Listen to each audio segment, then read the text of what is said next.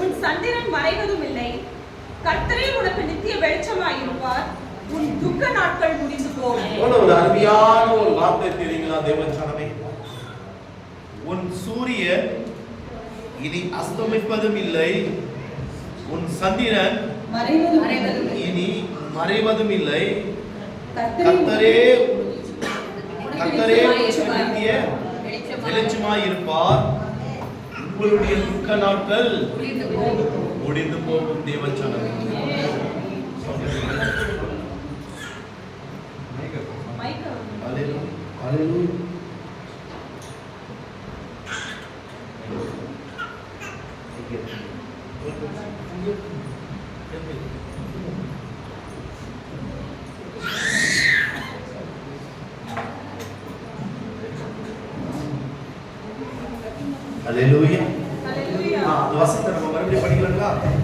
உன் சூரியன் இனி அஸ்தமிப்பதில்லை, உன் சந்திரன் மறைவதும் இல்லை.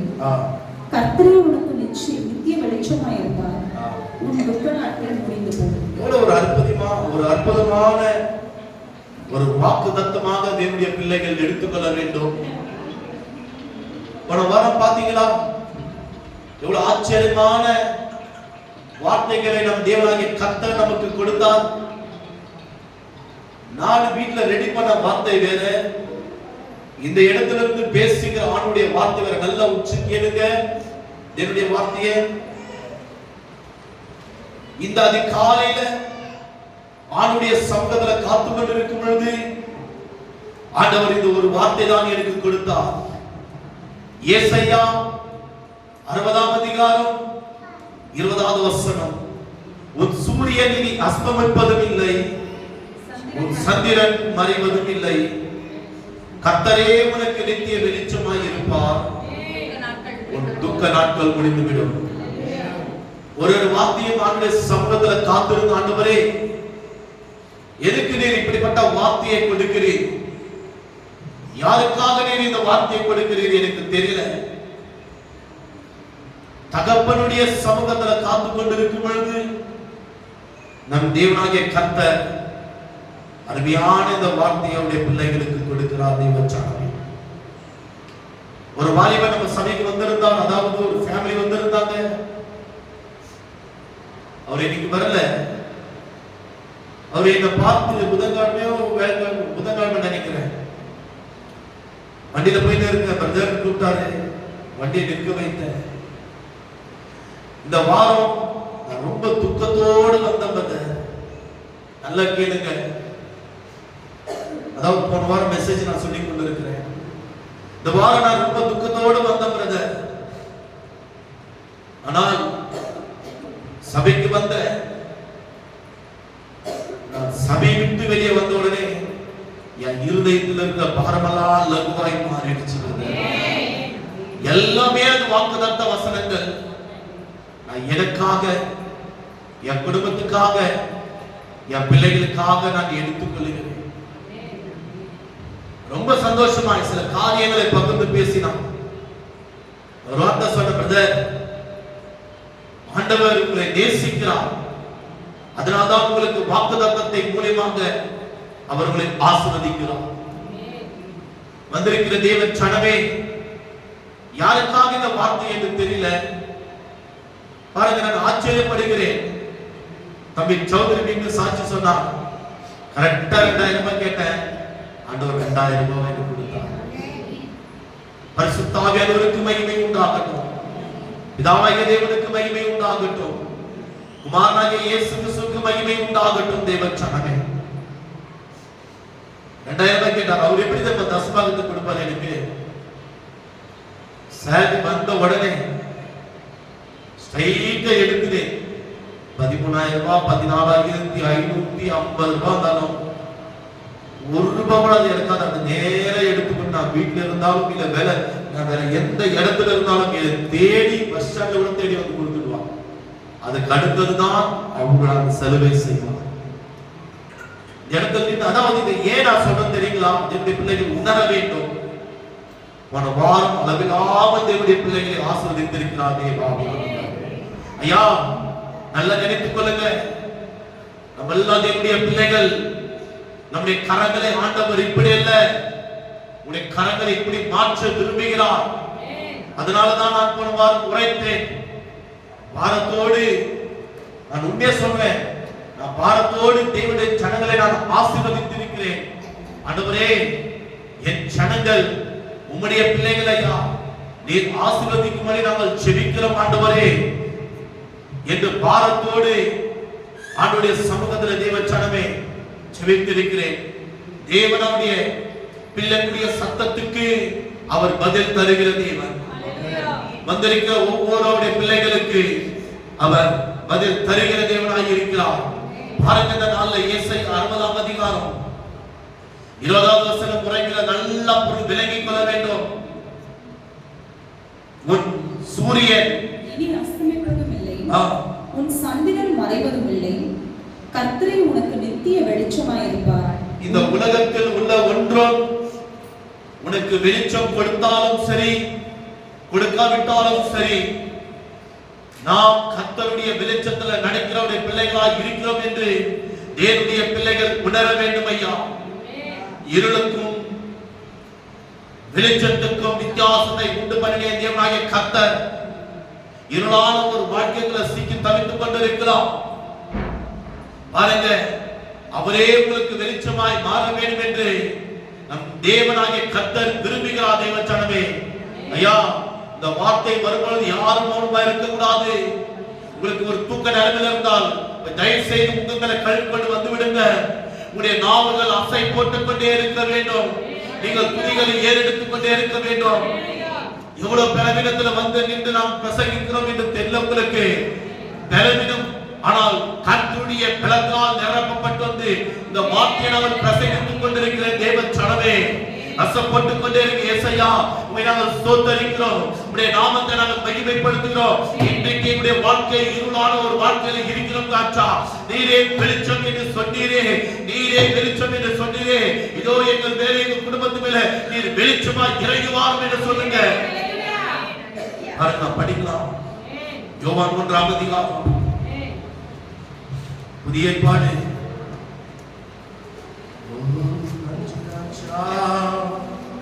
யோவான் 1ஆம் அதிகாரம்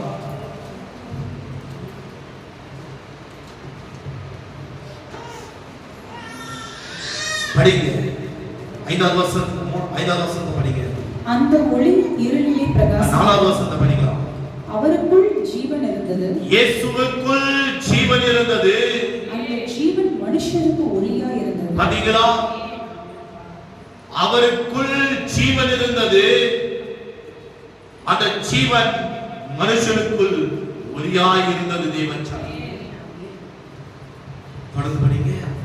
அந்த ஒளி இருளிலே பிரகாசிக்கிறது, இருளானது அதை பற்றிக் கொள்ளவில்லை. அந்த ஒளி இருளிலே பிரகாசிக்கிறது, அந்த ஒளி இருளிலே பிரகாசிக்கிறது, இருளானது அதை பற்றிக் கொள்ளவில்லை, அதை பற்றிக் கொள்ளவில்லை. நாம் எல்லோரும் வெளிச்சத்தின் பிள்ளைகள், இதை விலகிக் கொள்ள வேண்டும். தேவனுடைய பிள்ளைகள், நாம் எல்லோரும் வெளிச்சத்தின் பிள்ளைகள். தேவன் சனமே, அந்த ஒளி இருளிலே பிரகாசிக்கிறதா? இன்றைக்கு நம்முடைய வாழ்க்கை இருளில் நடமாடுகிற ஒரு வாழ்க்கை போல இருக்கலாம்.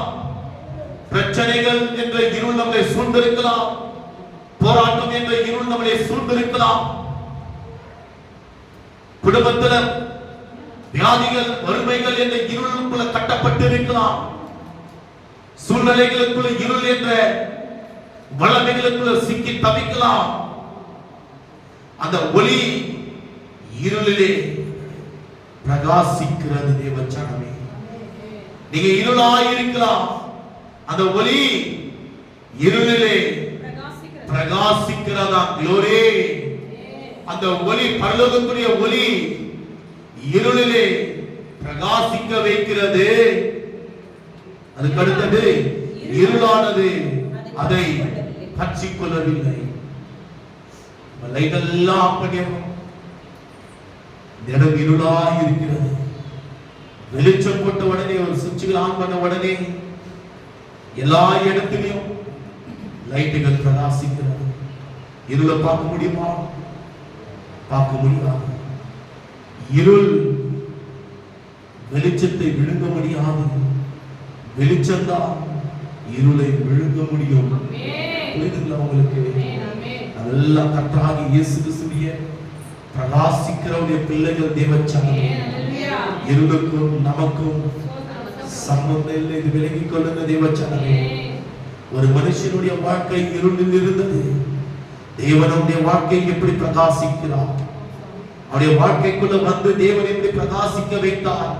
இன்றைக்கு நம்முடைய வாழ்க்கை இருள் அணிந்த ஒரு வாழ்க்கை போல இருக்கலாம். எடுத்துக்கொள்ள 8ஆம் அதிகாரம் யோவான். நம்முடைய வாழ்க்கை இருள் அணிந்த ஒரு வாழ்க்கை போல இருக்கலாம். 9ஆம் அதிகாரம்.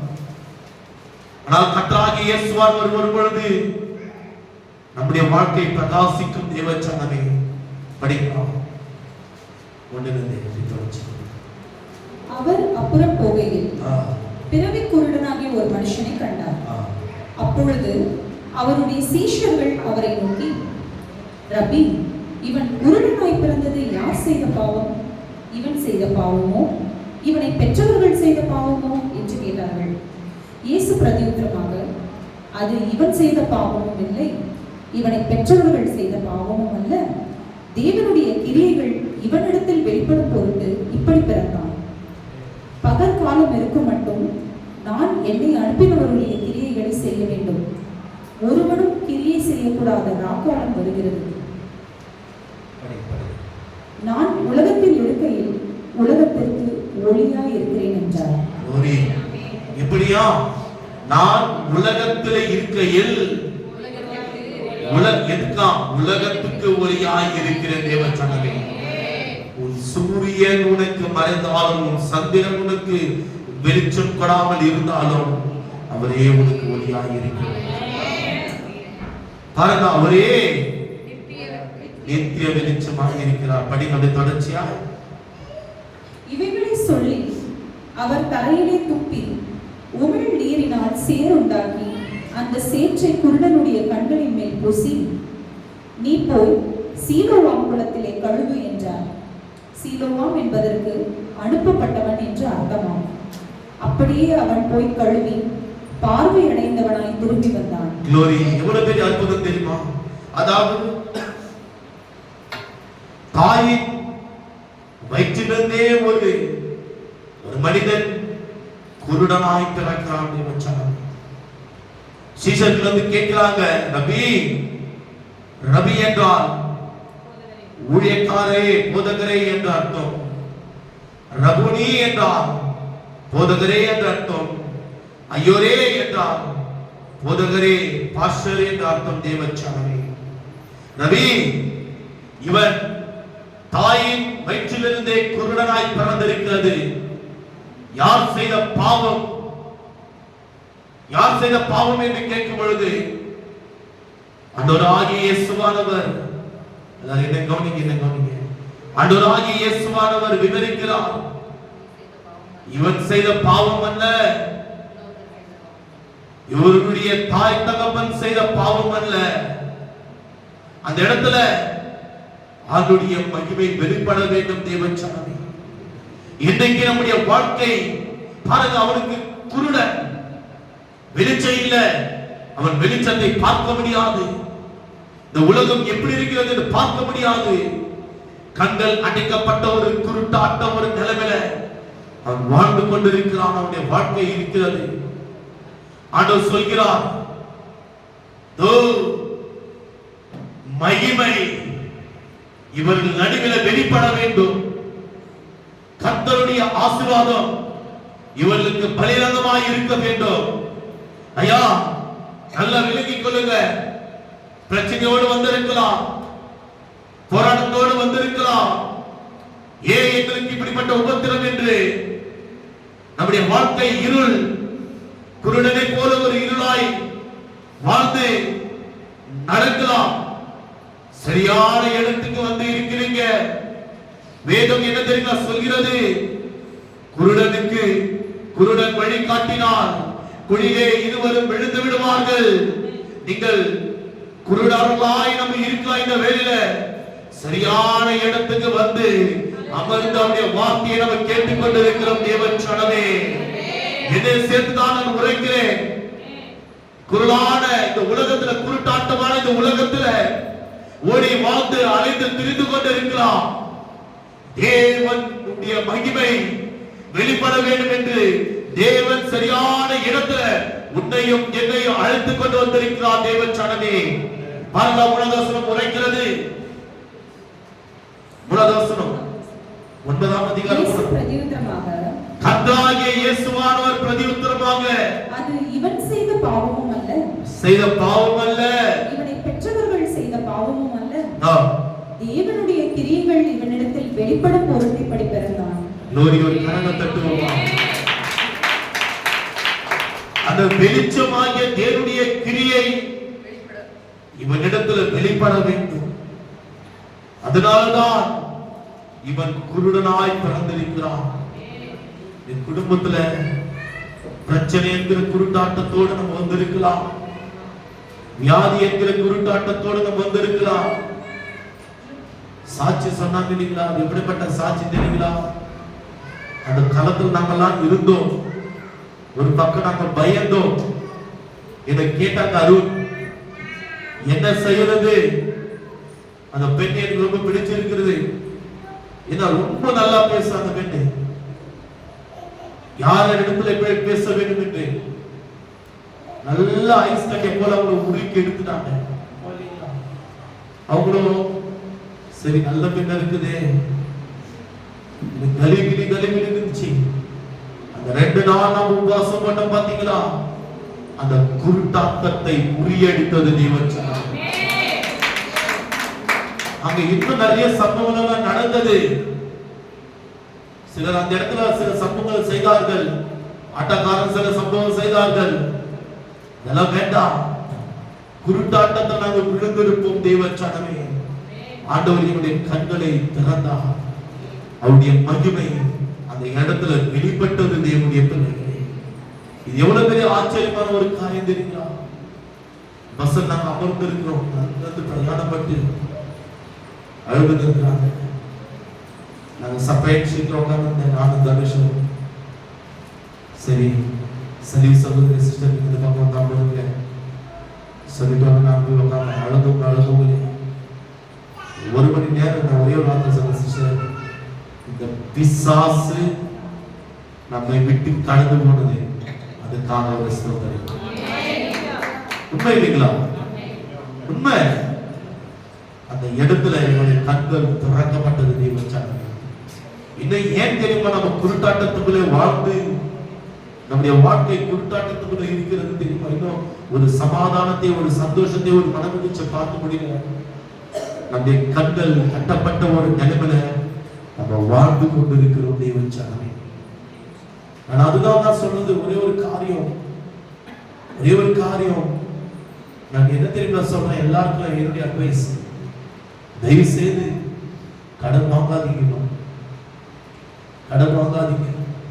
நம்ம செபிக்கலாம், உபவாசம் தரிக்கலாம். சொல்லுங்க, உங்க பிரச்சனையை என்கிட்ட ஷேர் பண்ணுங்க. நம்ம அந்த காரியத்துக்காக கண்ணீர் சிந்தி நம்ம செபிக்கலாம். ஆனா நிச்சயமா அற்புதம் பண்ணுவா, நிச்சயமா அற்புதம் செய்வா. பாருங்க, நான் தம்பி சௌதரி நான் தான் சொல்றது, வேண்டாம் எங்கமே நம்மளுக்கு வேண்டாம். நிச்சயமா சொல்ல கரெக்டா ஆண்டவர் ஆசீர்வதிப்பா. நான் எல்லாருக்கும் ஒருத்தருக்கும் தம்பிக்கு மாத்திரம் இல்ல, இந்த வருகிற ஒவ்வொருத்தரும் நான் அதுதான் சொல்வது. நம்முடைய வாழ்க்கை குருட்டாட்டம், அதாவது கட்டப்பட்ட கண்களோடு நம்ம வாழக்கூடாது. உங்களுடைய பிரச்சனை இருக்கா? உபவாசம் தரீங்க. சண்டைச்சன கணவன் மனைவிக்கு சண்டைச்சன கணவன் கோச்சிக்கிட்டு மனைவி பாருங்க, சாப்பிடாத எத்தனை நாள் இருக்கிறீங்க? 1 நாள் இருக்கலாம், 2 நாள் இருக்கலாம். நீங்க என்ன பண்ணீங்களா? கர்த்தருடைய பரிசுத்தம் சொல்லுங்க. அது இருக்கும்போது நல்லா கேளுங்க.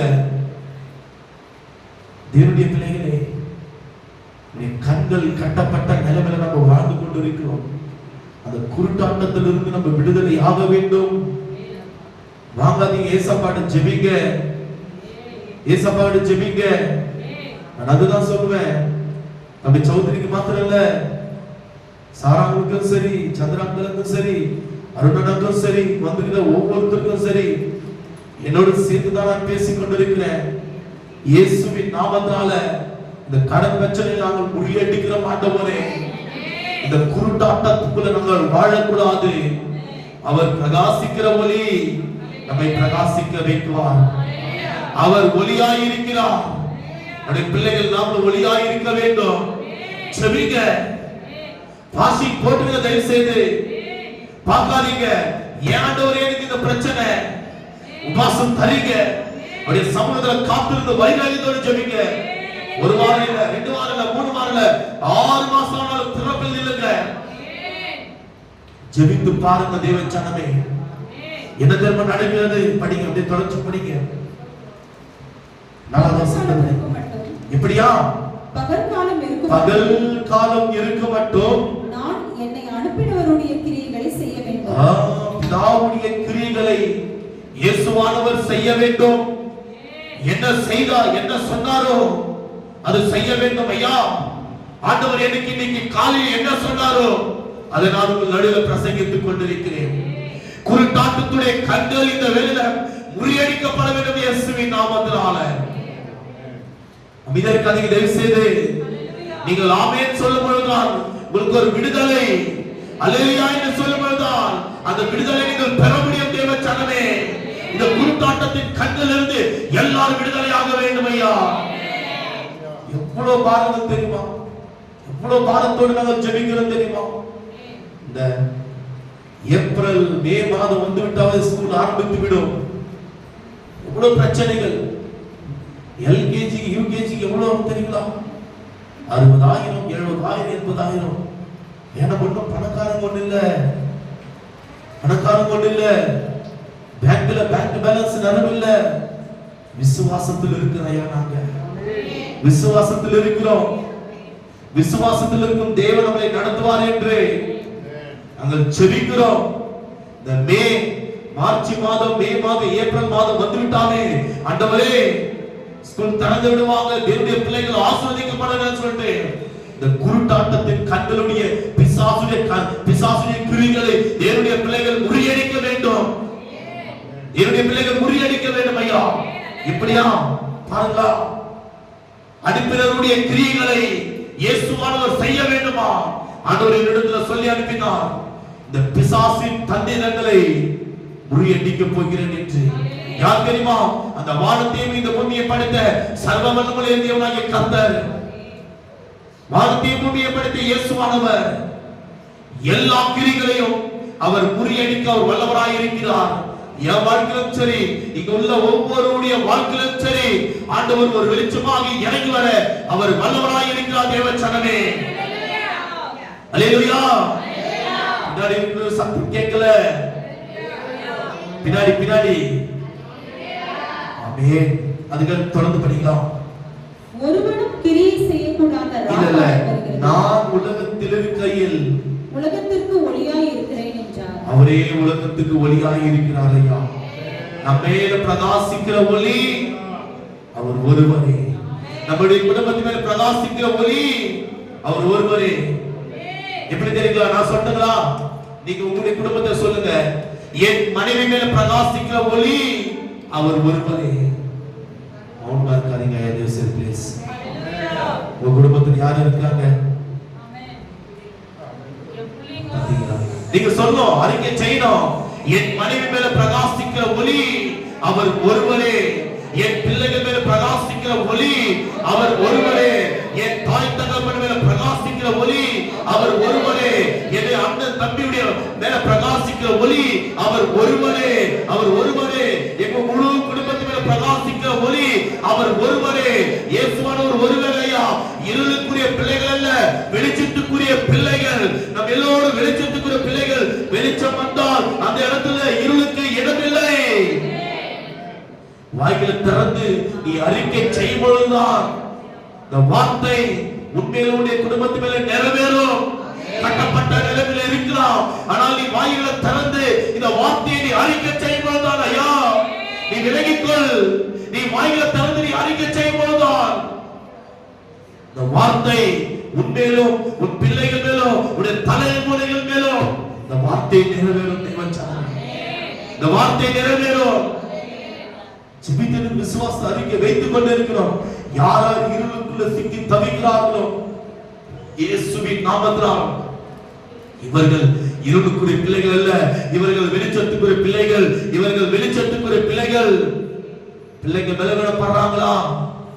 இயேசுவின் நாமத்தினால் என் பிள்ளை வெளிச்சத்துக்குரிய பிள்ளை. இருளுக்கும் என் பிள்ளைக்கும் எந்த சம்பந்தம் இல்லை. ஐயோ, நல்ல விலகிக் கொள்ளுங்க. தேவனுடைய பிரசன்னத்தில் நின்று நான் உரைத்துக் கொண்டிருக்கிறேன். இருளுக்கும் என் பிள்ளைக்கும் எந்த சம்பந்தம் இல்லை. என் பிள்ளை வெளிச்சத்துக்குரிய பிள்ளை. ஐயா, விளங்க வேண்டும். தேவனுடைய பிள்ளைகள் திருமணம் நடக்கலையா? திருமணத்துக்காக ஜெபிங்க. கட்டப்பட்டு இருக்கிறாங்க, அந்த கட்டு அழுக்கு சுட்டரிக்கப்படணும்னு சொல்லி ஜெபிங்க. வியாதியில் இருக்கிறாங்க, அவங்களுக்காக ஜெபிங்க. விடுதலை ஆகணும். நீ இப்படி இருக்க கூடாது. விடுதலை ஆகணும். தேவனுடைய ஜனங்கள் கட்டுகள் அழைக்கப்படணும். இவருடைய கண்கள் கட்டப்பட்டு இருக்கிறது. ஆண்டவர் இறங்கி வந்தது அதுக்காக தான். இவன் குருட்டாட்டத்தில் வாழ்ந்து கொண்டிருக்கிறான். ஒரு குருடனா இருக்கிறான். அவனை நான் விடுதலை ஆக்க பரலோகத்தை விட்டு பூமிக்கு இறங்கி வந்தான். அவனை ஆண்டவர் பாதியிலாக ஒரு விடுதலை கொடுத்தார். அவனை தொட்டு விடுதலை ஆக்கிய தேவனுடைய வல்லமை இன்னைக்கு உன்னையும் என்னையும் விடுதலை ஆக்காதா? தயவுசெய்து சொல்லி யாரும் மௌனமா இருக்காதீங்க. யாரும் மௌனமா இருக்காதீங்க. இது பேசுறதுக்கோ இந்த இடம் இல்ல. கட்டு கதையில கலக்கிறதுக்கு இந்த இடம் இல்ல. தேவனுடைய மகிமையால் நிரம்பியிருக்கிறது இந்த இடம். தேவனுடைய பிரசன்னத்தால் நிரம்ப வேண்டும். நீங்க ஒரு விடுதலை பெற வேண்டும். தேவனுடைய பிள்ளைகள் விடுவிக்கப்பட வேண்டும். அல்லேலூயா, ஸ்தோத்திரம், அல்லேலூயா, ஸ்தோத்திரம், அல்லேலூயா, ஸ்தோத்திரம் என்று துதித்துக் கொண்டே இருங்க. விடுவிக்கப்பட வேண்டும் தேவனுடைய பிள்ளைகள். பாருங்க, ஆதியாகமம் முதல் அதிகாரம் 2வது வசனத்தை எடுக்கலாம்.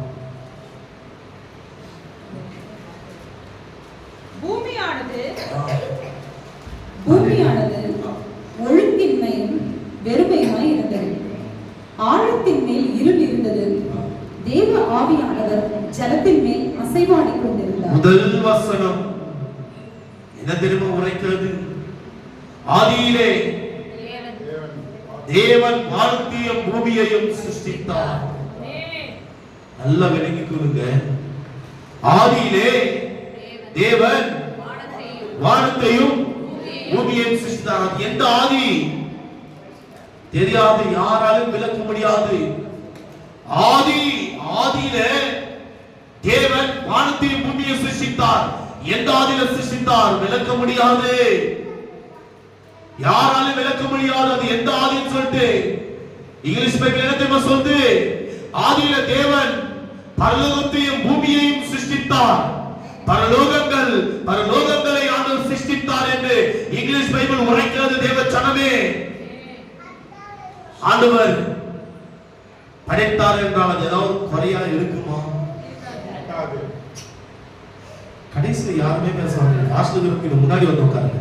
அடுத்த வாரத்தில் முன்னாடி இருக்கு, நம்ம பின்னாடி போய் உட்காரலாம். சரிங்களா? மௌனமா இருக்கிறீங்க பின்னாடி இருக்கிறவங்க.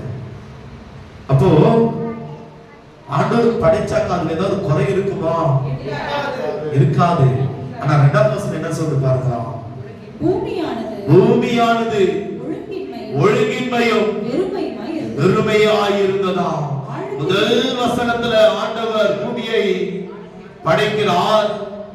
ஆனால் 2வது வசனத்துல பூமியானது கெட்டு போய் இருக்கிறதா. தேவச்சனமே, சாத்தான் பரலோகத்திலிருந்து இந்த 2 வசனத்துக்கு மத்தியில தான் தள்ளப்பட்டான். முதல் வசனத்துக்கும் 2வது வசனத்துக்கும் இடையே தான் சாத்தான் தள்ளப்பட்டது பூமியில. அவன்தான் இப்போது சொல்லப்படுகிற பூமியில் உள்ள தெய்வங்கள் பேரெல்லாம் வைத்துக் கொண்டு நான் தான் கடவுள் என்று தன்னை வணங்கும்படி அந்த மலைக்கு வா, இந்த மலைக்கு வா, இங்கு வா, அங்கு வா என்று தன்னை வணங்க வேண்டும் என்று தன்னுடைய பாதத்தில் விழ வைத்துக் கொண்டிருக்கிறான். பெயர் சொல்ல விரும்பல, ஜனங்களை வஞ்சித்துக் கொண்டிருக்கிறான். அன்றைக்கு பரலோகத்திலிருந்து தள்ளப்பட்டான்.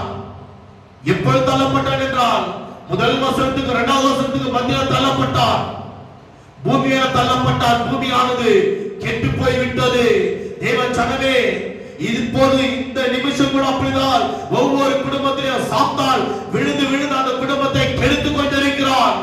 ஆண்டவர் அழகாக படைக்கிறார் அந்த குடும்பத்தை. ஆண்டவர் அந்த குடும்பத்தை நேசிக்கிறார். ஆண்டவர் அந்த குடும்பத்தை அன்பு கூறுகிறார். ஒவ்வொரு குடும்பத்துக்குள்ள ஆண்டவருடைய மகிமை ஒலிக்க வேண்டும் என்று நினைக்கிறார். ஆனால் சாத்தான் தந்திரமான நுழைந்து என்ன செய்கிறான் தெரியுமா? ஒவ்வொரு குடும்பத்தை சீரழிக்கிறான். எப்படி தெரியுமா? இருள் அடைய வைக்கிறான். ஐயா, இருள் அடைய வைக்கிறான். விலகுதா இல்லைங்களா? இருள் அடைய வைக்கிறான். தேவ சனமே, ஒவ்வொரு குடும்பத்திலும் இருள் அடைய வைக்கிறான். அதுக்கு அடுத்தது படிக்கலாம் வசனம். தேவன் வெளிச்சம் உண்டாக கடவது என்றால் வெளிச்சம் உண்டாயிற்று. ஆண்டவர் முதல் எதை தெரியுமா படைத்தார்? எதை படைத்தார்? வெளிச்சத்தை தான் படைத்தார். ஏன் தெரியுமா? நம்மள 6வது நாள் தான் படைச்சது. பெரிய சுடர், அதாவது பெரிய சுடர்னாக்கா சூரியன், சந்திரன், நட்சத்திரங்கள், இதெல்லாம் எத்தனாவது நாள் தெரியுமா ஆண்டவர் படைச்சார்? 4வது நாள் படைச்சார். நல்ல விலகிக் கொள்ளுங்க. 4வது நாள் படைத்தார். ஆனால் வெளிச்சம் உண்டாக கடவது என்றார். வெளிச்சம் உண்டாயிற்று. இல்ல, சூரியன் ஆண்டவர் படைக்கல. 4வது நாள் தான் சூரியனை படைத்தது. ஆண்டவர் முதல் நாள் என்ன தெரியுமா படைத்தார்? வெளிச்சத்தை படைத்தார். எந்த வெளிச்சத்தை தெரியுமா படைத்தார்? அவரே மகிமையாக வெளிச்சமாக மாறிவிட்டார். ஏன்னா சாத்தான் விழுந்து பூமியை இருளாக்கி இருக்கிறான். ஒவ்வொரு நேரத்துல ஊழியக்காரர்களை இருளாக்கி விடுகிறான். உண்மையை சொல்றேங்க, ஜெபிக்க முடியாத எங்களை ஒரு சில நேரத்துல கட்டி விடுகிறான். வேதத்தை வாசிக்க முடியாத கட்டி விடுகிறான். ஆண்டவரை நேசிக்க முடியாத அவர் மேலே முடக்க வைக்கணும் என கட்டி விடுகிறான். இருளாக மாற வேண்டும். இவர்கள் இந்த இடத்தில் இருந்து அவர்கள் விடுதலையாக கூடாது. அது இருள் என்ற இடத்திலிருந்து அவர்கள் விடுதலையாக கூடாது என்று சாத்தான் கட்டி வைக்கிறான். ஆனால் முதல் நாள் ஆண்டவர் படைக்கும் பொழுது அவரே வெளிச்சமாக மாறிவிட்டார். ஏன் தெரியுமா?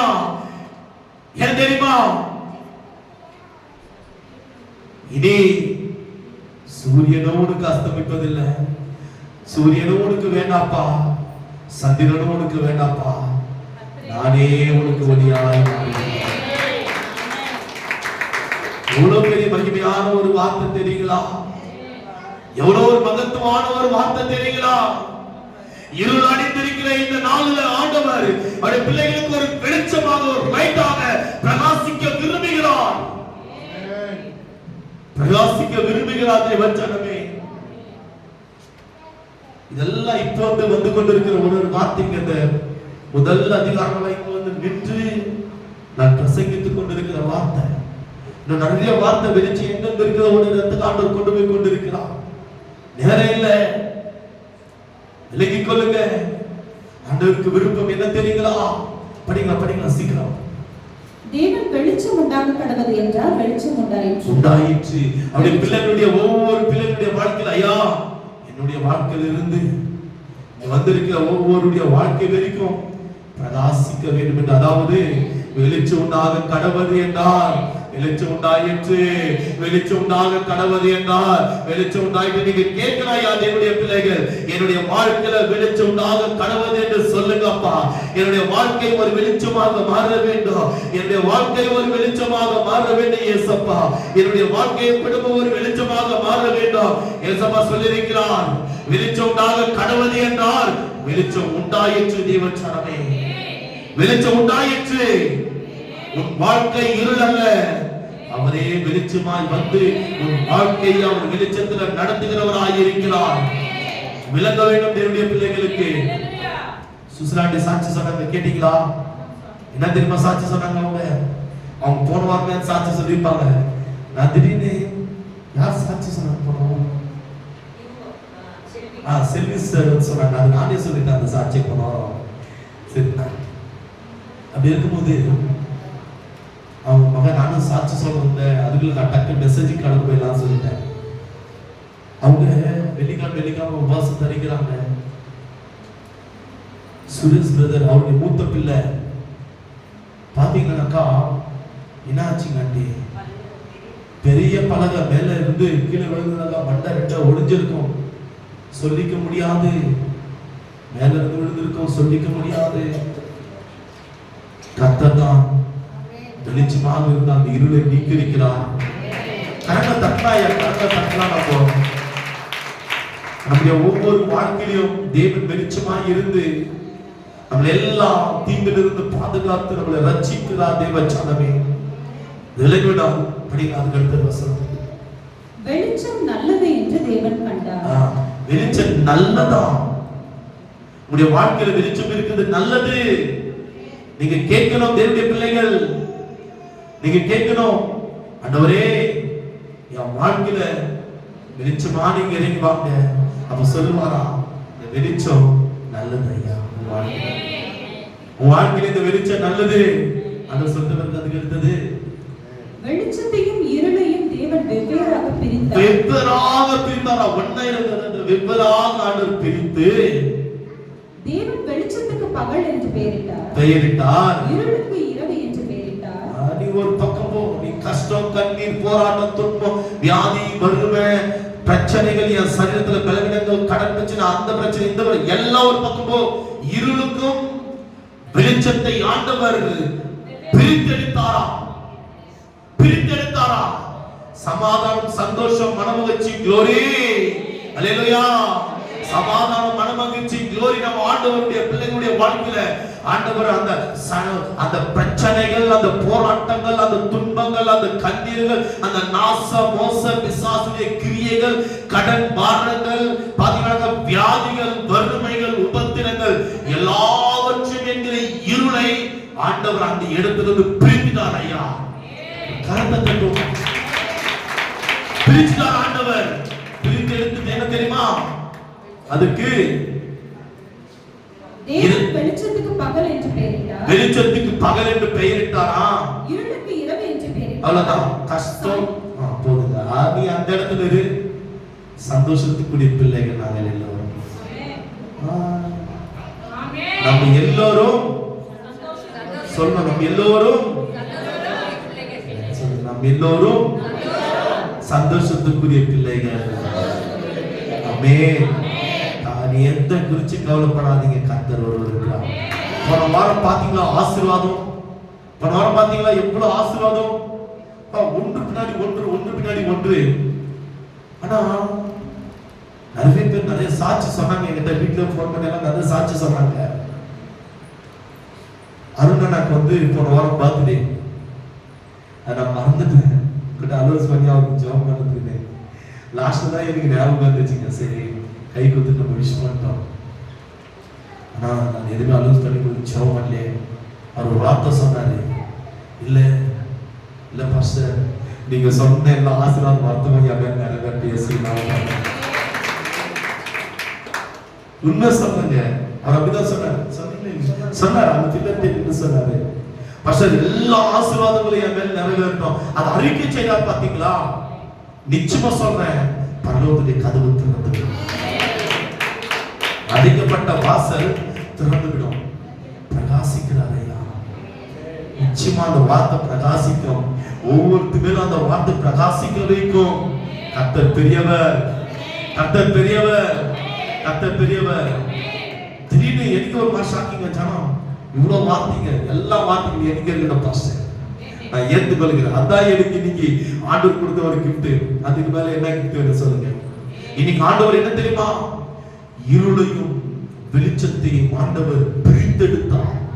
பிரச்சனைகளை, போராட்டங்களை, துன்பங்களை, கண்ணீர்களை ஆண்டவர் சந்தோஷ சமாதானத்தை பிரித்தெடுத்து சமாதானத்தின் பிள்ளைகள், சந்தோஷத்தின் பிள்ளைகள், ஆசீர்வாதத்தின் பிள்ளைகள் ஐயா. நாம் எல்லோரும் ஆசீர்வாதத்தின் பிள்ளைகள். நான் மறுபடியும் சொல்கிறேன், இப்படி அல்ல, எப்படியா இப்படி மாத்துவார் நம்முடைய கடனை ஆண்டவர். அது வசனம் எப்படி தெரியுமா இருக்கு? நீ கடன் வாங்காமலும் அநேக ஜாதிகளுக்கு கடன் கொடுப்பாய். ஆண்டவர் நிச்சயம் ஆசீர்வதிப்பார். ஆசீர்வதிக்காத விட்டு விடுவாரா? ஆசீர்வதிப்பார். சரி, எடுத்துக்கொள்ளலாம். ஏசாயா 60ஆம் அதிகாரம் 20வது வசனம் கடைசியாக உன் சூரியன் இனி அஸ்தமிப்பது இல்லை.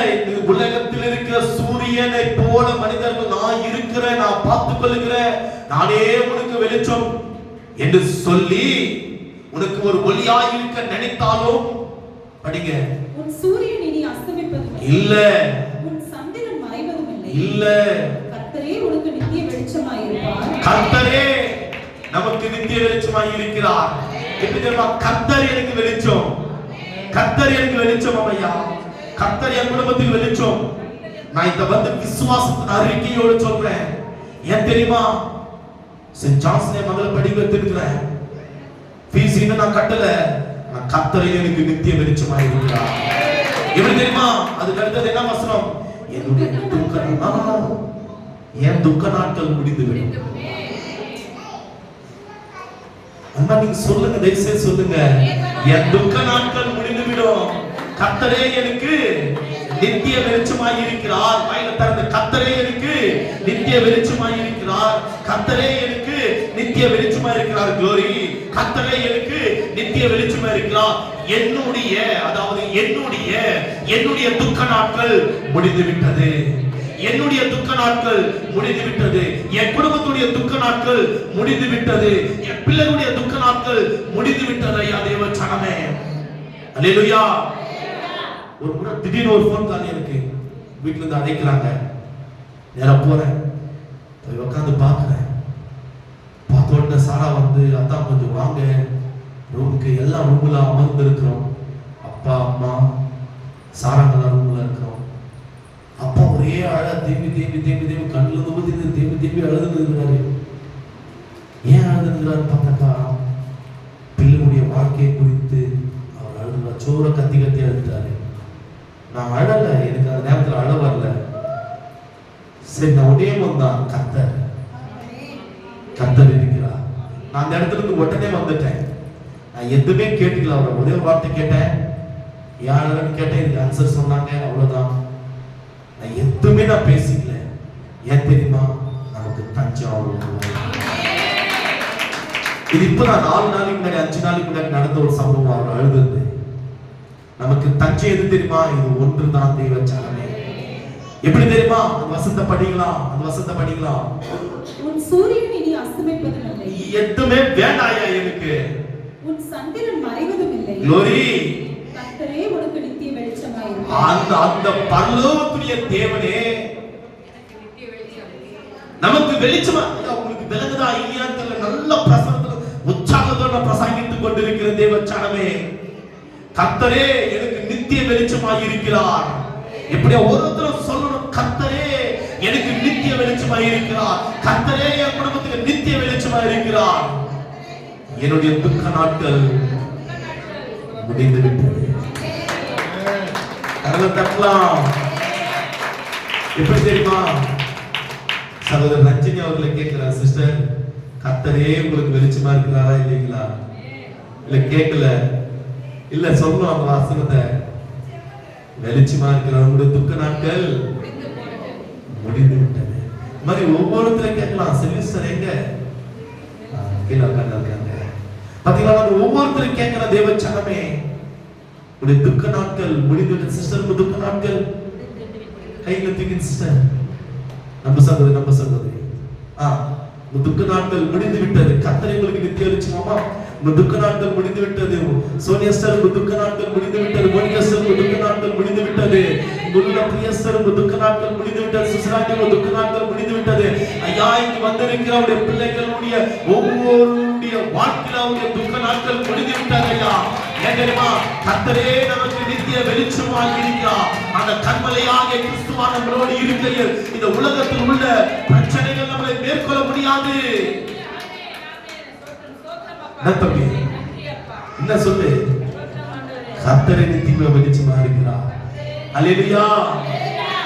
கர்த்தரே நமக்கு நித்திய வெளிச்சமா இருக்கிறார். ஐயா, எதை குறிச்சு கவலைப்படாதீங்க. ஜெபிங்க. அந்நிய பாஷையிலே ஜெபிச்சு போங்க. ஸ்தோத்திரம் போட்டுக்கொண்டே போங்க. கூடாது வரைக்கும் எந்த இடத்துக்கு போனாலும் உங்க வேலை ஸ்தானத்துல ஸ்தோத்திரம் செலுத்திக் கொண்டே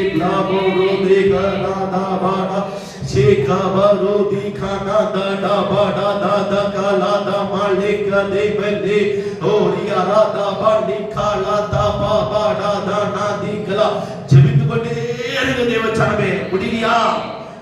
ஹல்லேலூயா ஹல்லேலூயா ஹல்லேலூயா ஹல்லேலூயா ஹல்லேலூயா ஹல்லேலூயா ஹல்லேலூயா சொல்லிக்கொண்டே இருங்க. வரலையா ஏசப்பா? வரலையா டாடி? சொல்லினே இருங்க, விடாதீங்க அவரை. நான் ஒரே ஒரு காரியம் சொல்றேன், வெளிச்சத்தின் பிள்ளைகள் தயவு செய்து எல்லாரும் ஞாயிற்றுக்கிழமை உபவாசத்தோடு வந்துருங்க. உபவாசத்தோடு வந்துருங்க. எல்லாரும் ஞாயிற்றுக்கிழமை உபவாசத்தோடு வந்துருங்க. உங்களுடைய பிரச்சனைகளுக்காக, போராட்டத்துக்காக, சமாதானத்துக்காக நம்ம ஜெபிக்க வேண்டும். அல்லேலூயா. நம்ம எல்லாரும் யாருங்க? வெளிச்சத்துக்குரிய பிள்ளைகள். எல்லாரும் எழுந்திருக்கலாம் சந்தோஷத்தோடு. அல்லேலூயா. நன்றி நன்றி